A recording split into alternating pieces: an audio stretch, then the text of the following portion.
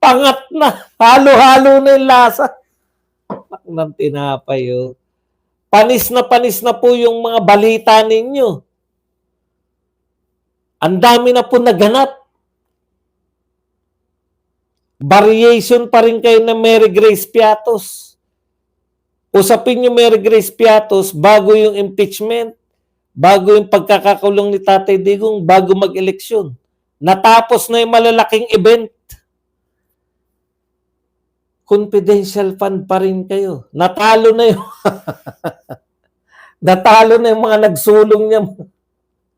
Natalo na si Franz Castro. Si Brosas. Confidential fund pa rin. Talo na si Abante. Confidential fund pa rin. Natalo na si Dalipe. Confidential fund pa rin. Natalo na si Bong Revilla. Confidential fund pa rin.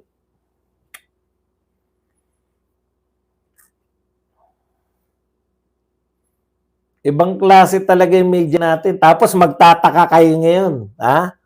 Magtataka kayo ngayon. Ang lalaki ninyo, kayong mga malalaking mainstream media, ha? Lagana pa rin daw yung misinformation, fake news na gawa ng social media. Kasi naniniwala na raw ang tao ngayon sa social media. Ewan nga ba namin? Ganito pa mga dialogue na yan. Kami, mga aral kami. Nagtapos kami ng mga journalism, nagtapos kami ng mga broadcasting, meron kaming mga patakaran sa aming chine-check and balance namin. Ha? Ewan ba namin bakit sa mga vlogger na niniwala? Panay kayo. Panay kayo, walang katapos ang confidential fund. Tignan nyo, pagsalang na mga yan, hindi nila mapapatunayan na binulsa ni BP Sara yan. O saan tayo, hindi nila mapapatunayan na binulsa yan. Boss Bas, pag di umatake si Abante, hindi napapansinin yun. Sir Badong, pagkaupo ni BP Sara, tsak ipapatupad ni BP Sara ang bloodbath sa drugs. Ang PIDEA din, boss, nagbigay ng 2 million reward sa kada taon na nagbibigay ng info. Kada tao na nagbibigay ng info, pangalan nila ay alias din, like Piccolo. Hindi, alam naman po nila yan, matatalino po yan eh. Alam po nila yan na ganun po talaga yun. Kaya lang, gusto nila ng di ba? Gusto po nila na, yun nga, magbintang lang na magbintang. Ito ang tanong ko, boss. Yan, may nagtanong din. Tricom June 5 pa. Sir Bads, kailan ulit Brigada Agila mo? Birada Agila mo. Mamaya po, meron sila. Ang Birada Agila host po ngayon si KPL tsaka si Brothers Travelers. Ito ang tanong ko, Boss Badong, bakit maraming naniniwala sa mainstream media kaysa sa social media? Hindi po naabot hindi naman po lahat naabot eh. Pag radyo lang po, marami po mga lugar sa Pilipinas na radyo TV lang po talaga. No? Aminin po natin, hindi naman po lahat, yung sinasabi natin na naka-cellphone na lahat, doon na lahat. Marami na po doon nanonood, no? Pero marami pa rin po na sa radyo TV. Sana kunin ni BP Inday si Rowena Guanzo. Bakit naman? Dilawan nyo. Boss Badong, nakalabas na ba si Grijalde? Hindi pa po. Alam ko, hindi pa eh. Invited po ba kayo sa inauguration ni Senator Marcoleta? Wala po kaming wala po kaming invitation. Boss Bads, kung high school yung confidential fund, graduate ng 2022 pa yata issue yun. 6 months na lang, 2026 na, confidential funds pa rin. Si Shell Joknot, Marian Rivera, tumanggap ng confidential fund. Nanalo na ulit si Pinunong Lapid kahit dehin Bokiki. Impeachment pa din ang inaatupag nila. Pakape. Batiin nga natin, baka naman magtampo. Bamba B. Yan. Thank you very much sa $10. Maraming salamat, Bamba B. Ayun, may nagpakapi na nga. Hay nako, ano pa nga ba ang mahita natin sa bangag, budol at magnanakaw? Nuknukan pa ng sinungaling, iba ang sinasabi sa ginagawa. Iyan. Dadaan dyan. Huwag mong subukan, masisira buhay mo. My God, I hate drugs. Sa ibang bansa, death penalty ang corruption, kaya takot magnakaw. Bagong bayani na may tuturing ang pag-extend ng oras sa trabaho. Kuya, umangako kay Duterte, may takot ang tao nung siya ang presidente. Hindi po may takot ang tao, may takot ang kriminal. Yung mga tao, panatag. Yung pangkaraniwan tao, panatag. Naman tayo nawala nga yung takot natin, di ba? Dahil alam natin yung gobyerno nariyan para sa atin. Ang salitagtag, wala nang balita. Ano ba alitagtag? Ano na nga nakalimutan? Kahit mamatay ang police, bloodless war on drugs na wala naman talaga. Wala nang fear factor sa mga kriminal, di ba? Anak ng senator binugbog. Oo nga. Si Senator Jinggoy. Sa ibang bansa kasi malalaki ang kalsada nila. Dito sa Pinas, maliit lang ang ating kalsada kaya malayo talaga na may patupad dito sa atin tong NCAP. Pinapatupad na po Ma'am Emma Vinson yung NCAP. Pinapatupad na po yan ngayon. Umiiral na po yan. Dito sa atin, paano ang lawmaker ay lawbreaker at kulang ang turo mula sa pagkabata. Dapat unang matutunan ng batang honesty, self-discipline at be nationalistic totally of what is real character. Real. Yan. Kawawa ang Pilipinas, nakapili ng bangag na presidente. Correct. Dumidila rin. Diyan mo makikita na may utang na loob si Tambi kay Abante. Hindi, no? Tatay niya nga, hindi niya napasikat eh. Ikaw pa.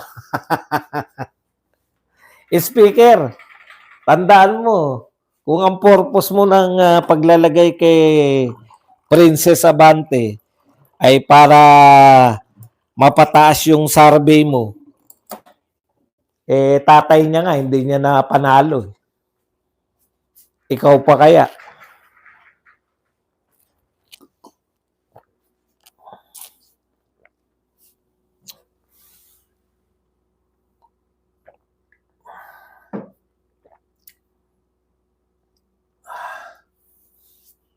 Talagang alam mo walang isang saltato si Bangag, saan ka nakakita, gusto daw niyang reconciliation, pero wala siyang gagawin para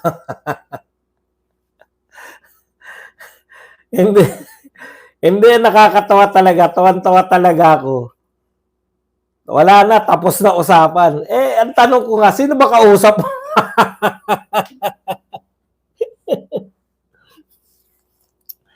Tapos na raw ang usapan sa reconciliation. Sabi ni BBM, ang tanong ko, sino ba kausap mo? Sarili mo.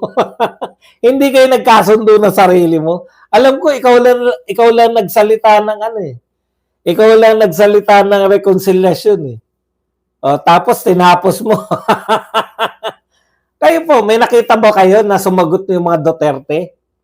Sumagot po ba si Sara Duterte, Pulong, Baste, o maging si Veronica? Wala naman sumasagot. Tapos na ang usapang ng reconciliation. Tapos na raw ang usapan ng reconciliation. Bakit may kausap ka ba? Ang alam ko, Mr. President, ikaw lang po nagsalita sa reconciliation. Hindi ka nga pinatulan eh. Tinapos niya na, kausap niya sarili niya, hindi sila nagkasundo. Mr. President, nag-usap kayo na sarili mo, hindi kayo nagkasundo, kaya tinapos mo na. Di ba pag sinabing nag-uusap, o may talks, o kung ano man ang salita na yan, pag sinabi pong nag-uusap, may usapan sa reconciliation, at least may kausap ka man lang kahit isa. mula sa kabilang panig. Tinukoy pa niya, Duterte to. Yung handa siya makipagrekonsilyasyon.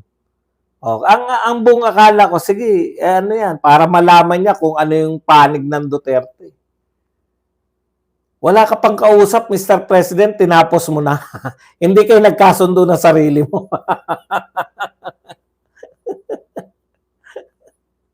Aklas na aklas lang ng datingan. Adik yun si Aklas, di ba, sa flip top. Sabi ni Aklas, kaya hindi ako natutulog, binabantayan ko sarili ko.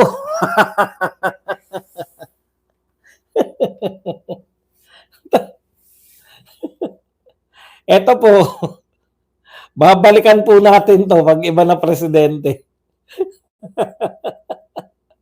Sinabi niya, in-announce niya, tapos na usapan. Galit pa eh. Kundi-kondisyon, walang kundi-kondisyon. Tapos na usapan. May kausap kayo. Hindi sila nagkasundo na sarili.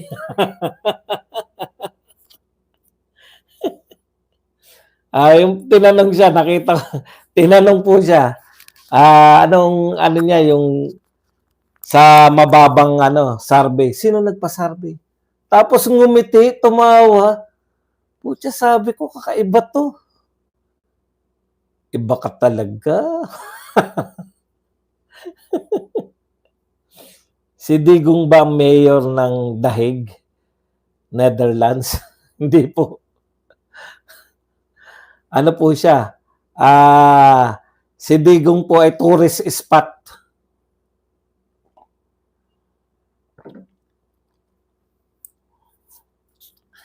Boss Buds, huwag ka na magtaka kung kausap niya sarili niya. Kumakaway nga lagi sa pader at hangin. May nakikita siya. Hindi naman natin nakikita. As in mayores. Mayores po, mayores. Boss Badong, bilisan mo konti pagsasalita mo pag onboard mo sa DCAR. Iba siya sa lahat. Naiinip ka ba?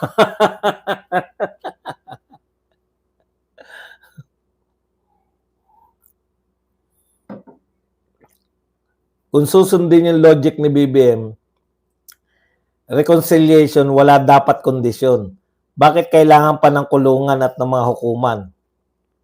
Kung may ginawang krimen yung isang tao, reconciliation na lang dapat.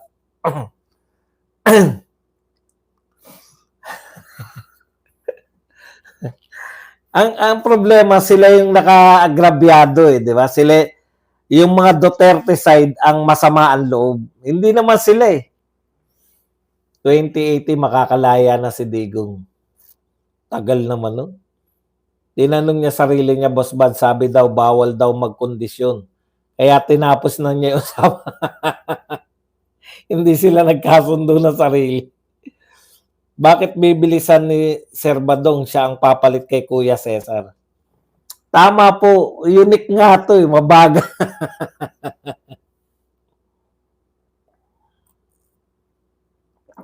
Wala tayong magagawa. Inimbita nila ako doon, ganito na ako magsalita Alangan naman baguhin ko personalidad ko. Sino po kapalit ni Soljen Guevara? Si Attorney Berbere. Si Attorney Berbere po.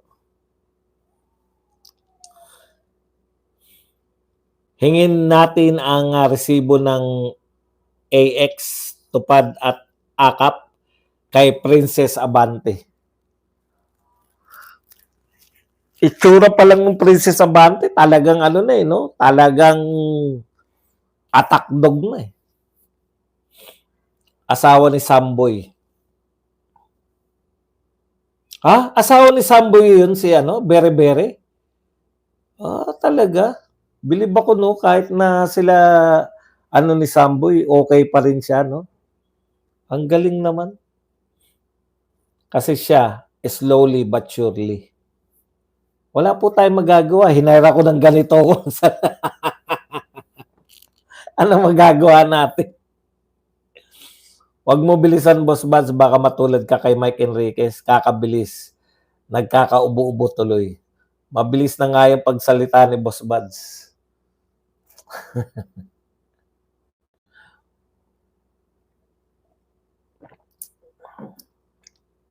Kaso tegi na. Hindi, alam ko ano pa sila eh.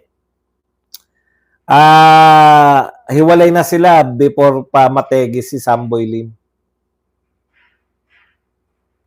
Si Berry. Talaga? Yan pala asawa? Hindi. Kaya sabi ko parang pamilyar to. Yung pala asawa ni Samboy yan. Okay lang naman umalis na si Soljen Guevara. Hirap ipagtanggol yung admin niya. Boss Buds spokesman ni Lacudña, yan si Princess Abante, talo din. Nag-aaway na si BBM at konsensya. Saan galing yan? Sir, understand fully, lahat tanggalin para di halata. Hindi ma-personal ni BBM, gusto niyang ipatanggal. Alam ko target niya si Minandro Guevara lang. Dinamay palit. Ito lang po ang tanging resignation nang umuupo po o yung existing. Kasi po, pag pinag-resign mo lahat, dapat mag-assign ka na ng mga OIC. Resign eh. Nag-resign ako ngayon. Tapos, wala ka namang action. Kaya lahat palabas lang eh. May gusto lang tanggalin, malamang si Minandro Guevara. Natanggal na. Kaluluwa ni BBM, inaaway niya. Si BBM lang naman na may gusto ng reconciliation, tapos sasabihin walang hihingi na kondisyon. Wala namang humihingi sa kanya pagkakasundo, wala na yata sa sarili. At ang malupit doon, tinapos niya na yung usapan. Bet nagsimula ba? Tatapusin mo lang, Mr. President, una, kung nasimulan. Ikalawa, kung may kausap ka. Pwede ko masabihin na, tapusin na natin tong usapan na to, wala ka namang kausap. Tatawanan mo na lang.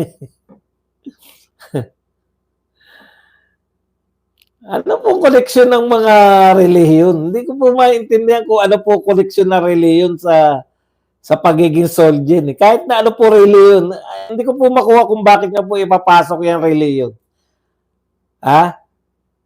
Si Minandro Guevara po ba sa tingin nyo hindi karapat-dapat na Soljen? Anong koneksyon? Hindi ko makuha yung pagpapasok na relihiyon.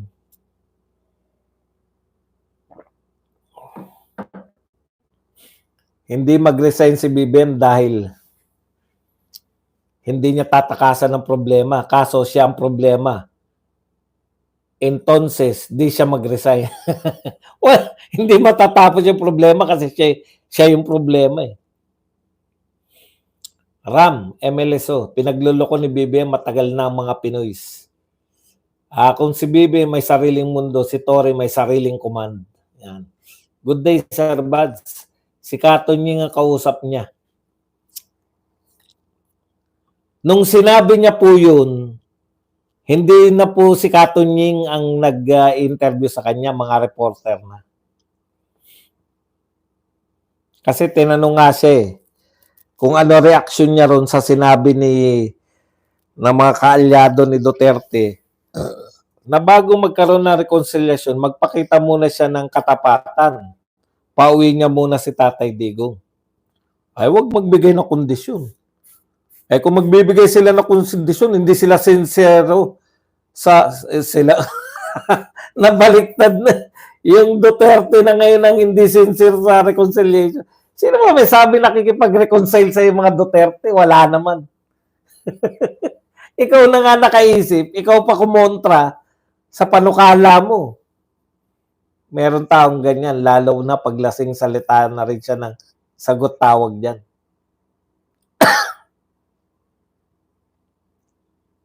Magandang araw din sa iyo, Emily G.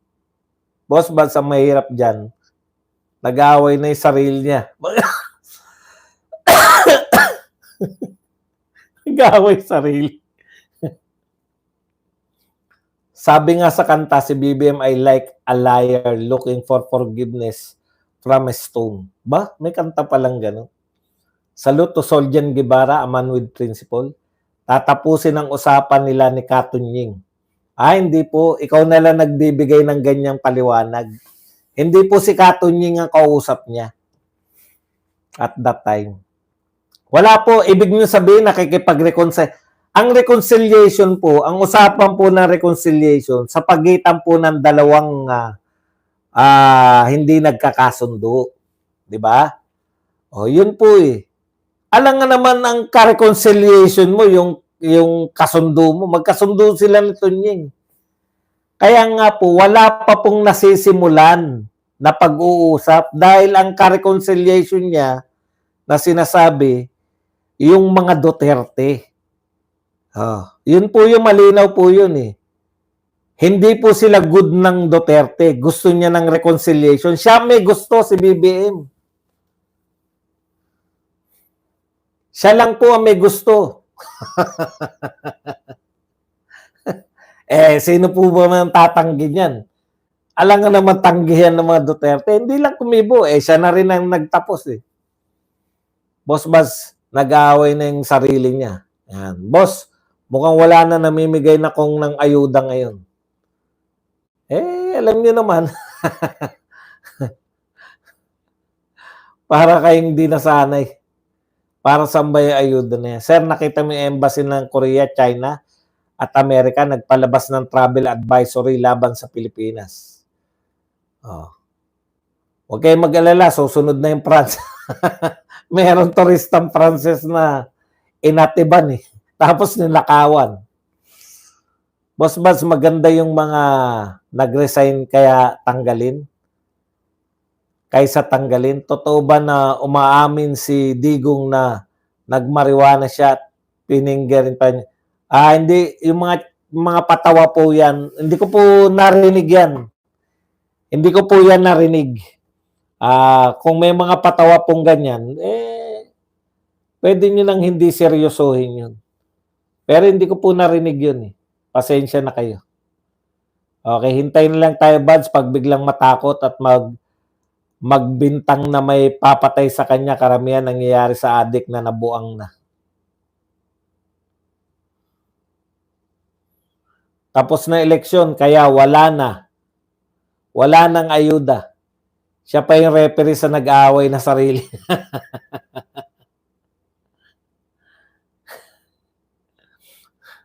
Elmer grew old.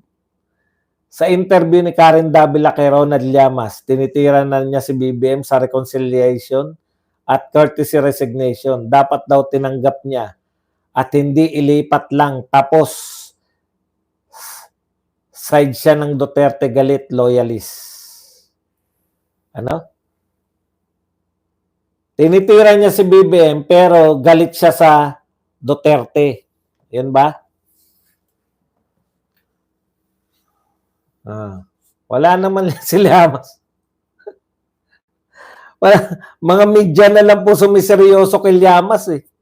Kung ano-ano na lang pinagsabi niyan. Wala na sila sa katotohanan eh. Alam niyo po, lahat po ng mga sikat na political analysts, diyan po sila natalo. No? Diyan po sila kumbaga, palaasa po sila sa survey. Walang question sa kanila sa survey. Mas magaling pa yung political analyst na kilala ko dyan sa mga sa ugok, patawa, pero sa amin, kabastusan yan.